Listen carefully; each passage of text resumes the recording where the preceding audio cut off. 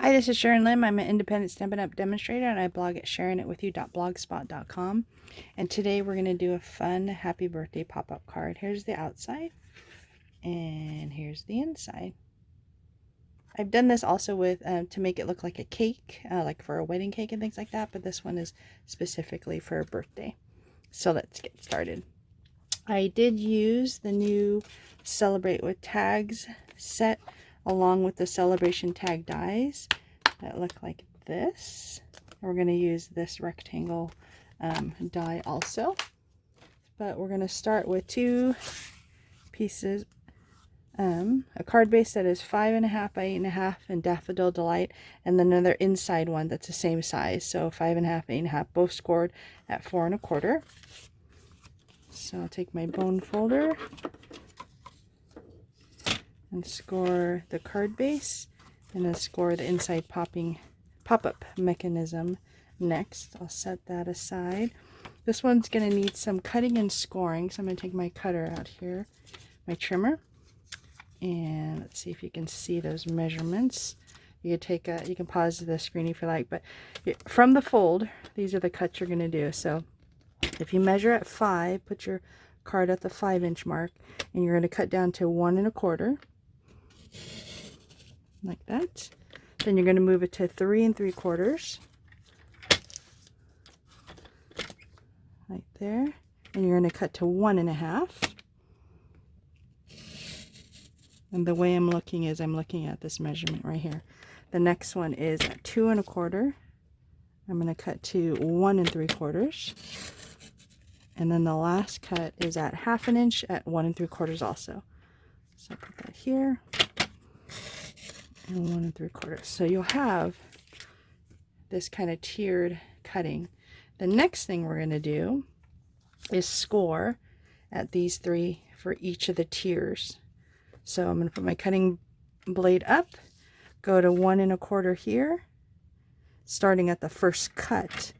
I'm going to score to the second cut at 1.25.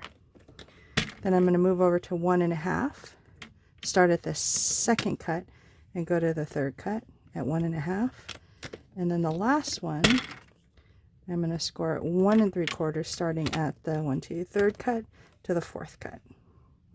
I know that's a lot of cutting. You can pause to be able to catch up with that. I'll put these measurements here for you to either take a picture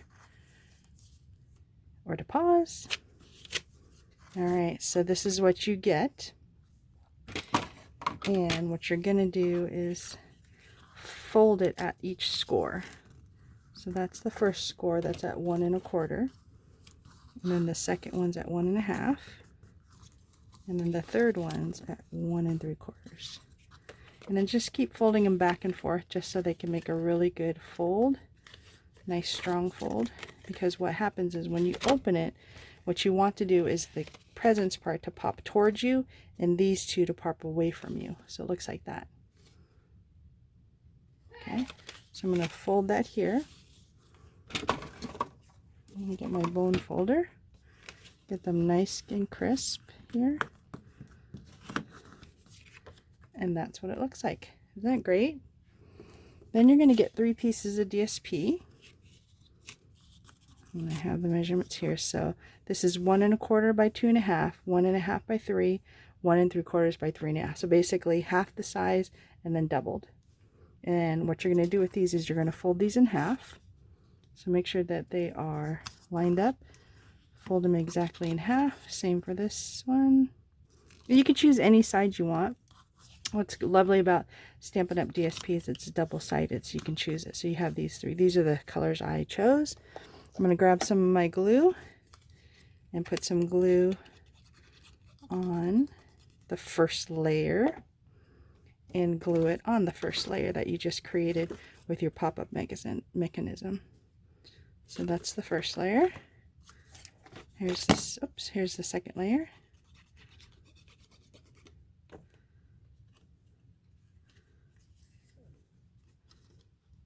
Lining them up because the cuts you made are the same size as the DSP that you cut. There you go. So that is how you get pop-up. How's that look? Good? Then you're going to take 12 inches of this lovely Daffodil Delight ribbon. And what I did is I threaded it under the second layer. You can grab it. And then you can tie a bow. So it kind of looks like maybe a pyramid of presents if you like. For the wedding ones, I think I embossed each piece of this in a different design so it looks like kind of icing on the cake. But there you go. I'm going to bring back our card base here. And what you're going to do is fold this in half and only glue one side at a time. And insert it into the card base.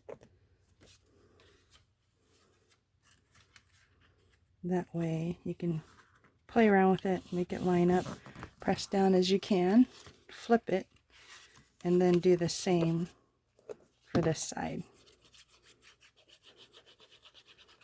I think I'm running a little low on my glue, or I just need to shake it a little.